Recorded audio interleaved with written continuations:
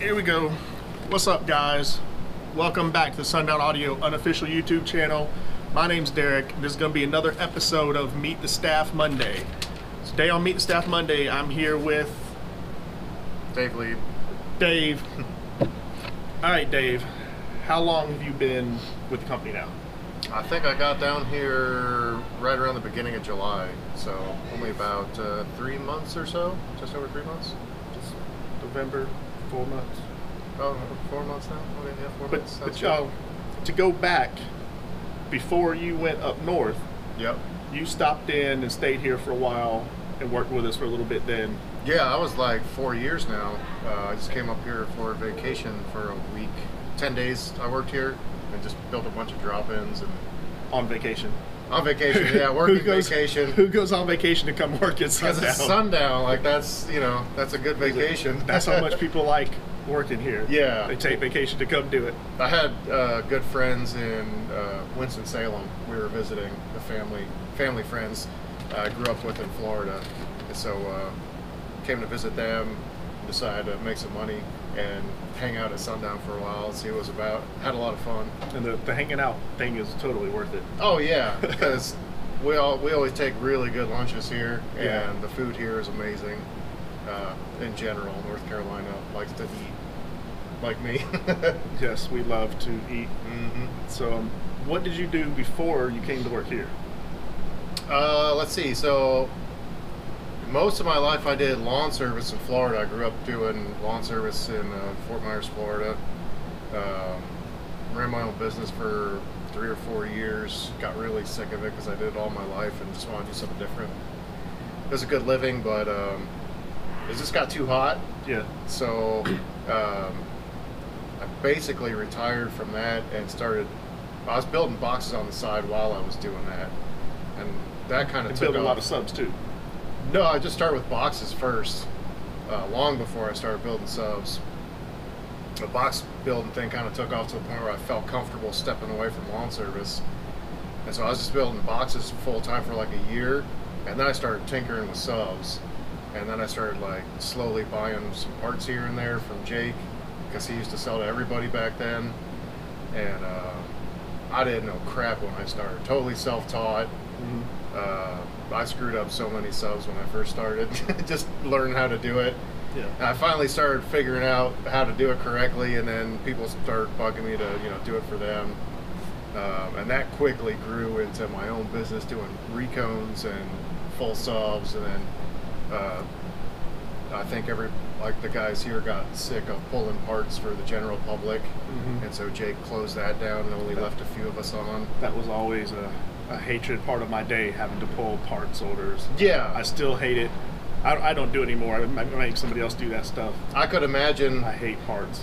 Like the questions I get, I could imagine you guys being swamped with like, hey, does this coil fit this sub for a random company? Yes. Like I couldn't deal with that all day. And that's a good point as to why we won't do drop-ins for other manufacturers' stuff. Like we build drop-ins for everything, every sub we've ever made. We can refurbish that. We can give you a drop-in. We can rebuild it here if you need us to. Not for other manufacturers. I still do on the side. If you need something like that, yeah, this is the guy to hit up. That's a totally separate company. Yeah, Dave Lee, DL Designs. Yep. If you want to give them your contact info, you feel free to do that. Oh yeah, just look it up on Facebook, DL Designs. Find Dave Lee on Facebook, hit him up. He can. I try to do just about everything, but I get not every subwoofer out there. You can. I get requests for a lot of oddball stuff. Like I don't do most JL because there's oddball coils. Kicker, don't mess with them too much. But your main subs that you need recones for, I mess with most of them. Okay. So, do you have an actual job title here? What would you say your job title is? What's funny is I never was officially hired here. I don't think, because Jake had offered me to come for a while. Like when I came here for that week 4 years ago, I think he wanted me to come work here, but didn't really ask me straight out. And then he was like, I had my own business going in Florida for 2 years, and that was doing really good. And he's like, you could do your own thing out of the warehouse. I was like, that's an idea. That'd be pretty cool. So I had thrown around that idea for a couple of years, and I moved up north because my wife Wanted to go see her mom and let our kids hang out with her mom for a while. And her dad passed as soon as we got up there, and it was like we got stuck up there for quite a while, but it was still a pretty cool experience up there. Just hard to run my business from such a remote location. Sorry, getting back to the point. I'm way off track there. We'll go straight into what is it you do here now. What would you say your brief job description is? I would just say sub builder. Yeah, that's pretty much all I do all day now. I came here just like not officially hired. I just like sent Jake a message like, hey, I'm probably gonna move down there. You still got some space for me? I can kind of do my own thing. And he's like, yeah, you want to build some subs, you know, here and there? I was like, yeah, I can do that. And then I just started building subs and kind of enjoyed the production side of it, because I usually only build like 2, 3, 4 subs at a time max. And so now I'm doing like 20 subs at a time, and I'm seeing like different ways to do it faster and keep learning. And now I've gotten down to like, I can average like 20 subs a day now, which is pretty awesome. Because in the beginning I was like, that is pretty good. That's not humanly possible. Nobody can build 20 subs in a day. And now I'm like, oh yeah, it's not that hard actually. And now we have multiple builders going like that, trying to keep up the production. It's hard. A lot of work going on. Yeah, it's a learning curve, but it's been fun. And yeah, I'm only 4 months in and feeling pretty comfortable with it. So I think I'll stick around for a while. Is there anything as far as sub building, trying to think of a longer description, anything special that has to do with the way we do things here that you might want to throw in the video? Anything to talk about? As far as the process itself, like, do we do things differently than anybody else, or just anything that stood out in your mind that you might want to throw out there? I don't know, I guess we're probably, as far as American assembly goes, we got to be one of the highest production manufacturers right now as far as subwoofer assembly in the U.S. Even though there's really technically only like 3 of us building subs back here, we're turning out a pretty good amount of subs every month. Yeah. Well, we're providing quite a few jobs here, which is pretty awesome. I like you worded that, so I'll get your opinion on the built versus assembled thing. Now, we know how the law goes. Law states with the percentages of where parts come from, and certain thing has to say assembled in the USA instead of built. I've always had the opinion we build subs. You know, we're not back here taking that's a pig. We ain't got a screwdriver in here like turning a screw, bolting something to another part. Like, that's not really how you build a sub. Right. You build a sub. You don't sit there and screw some parts together just to assemble it. It's not that simple. And correct. So I prefer, like nobody says, oh, are you assembling a subwoofer today? No, we're building subs in here today. Right. So what's your take on that? What's your opinion on the assembled versus built? Yeah, I agree. It's not quite as simple as, like, you know, I've built a computer before and everything's pretty much just plug and play. And I'm no computer guy at all. Like, I don't know computers at all, but I can still figure it out. Subwoofers, oh, there's a much steeper learning curve. Like, it seems pretty simplistic, like there's only a few basic moving parts.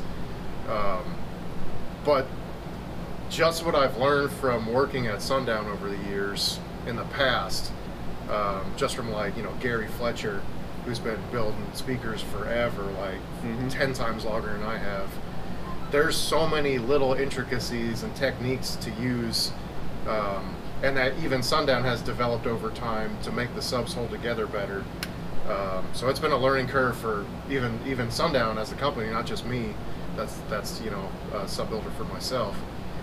There's so many different aspects of putting the subwoofer together that I don't think would fall under just assembly, because I'm still figuring out ways to do it faster and better. And even like the adhesives that have basically evolved since you guys started.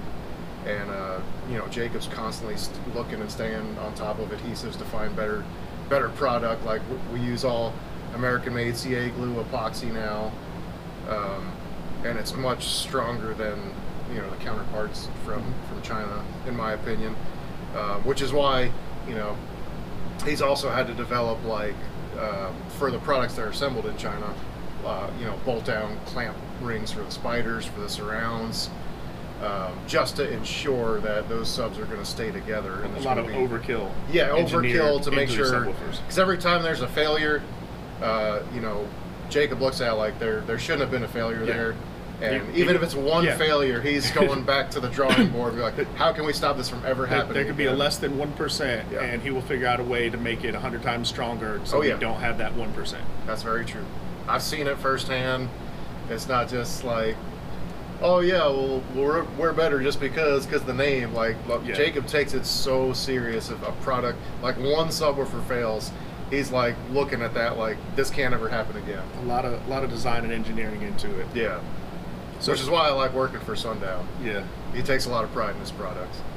So far, do you like your job here? I love it, yeah. Because I can basically, I don't really, I kind of work whatever the hours are open. Like I like coming in early, but I have the freedom of basically set my own hours, working however long I want to in a day. I can take a day off if I want to.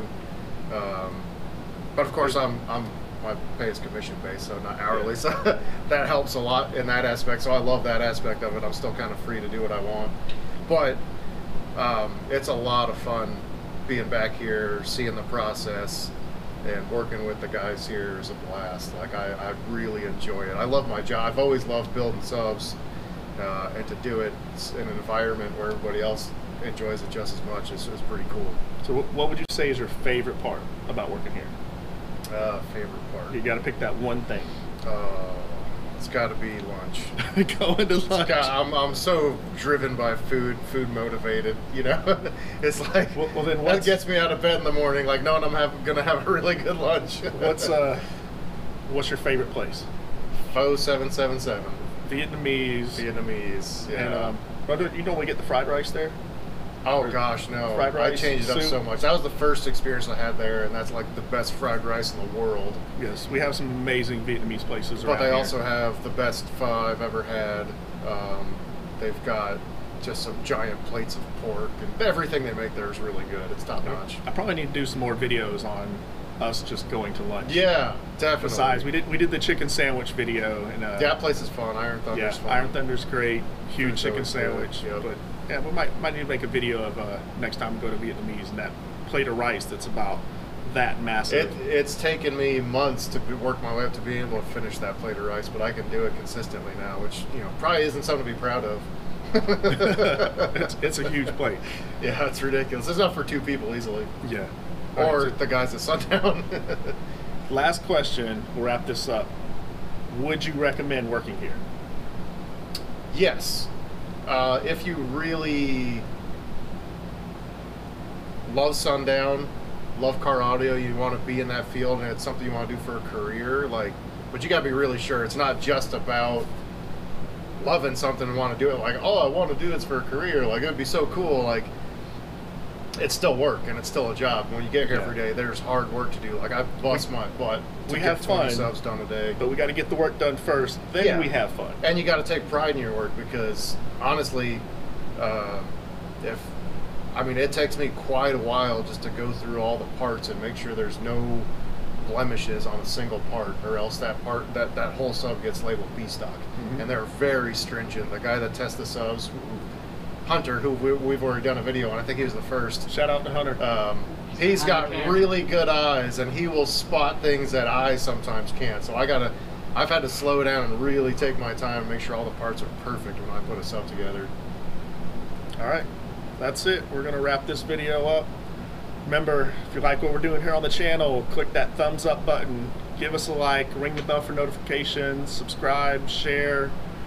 Hold on. Say what's up, Hunter. What's up? All right, guys. Till next time. We'll see y'all then.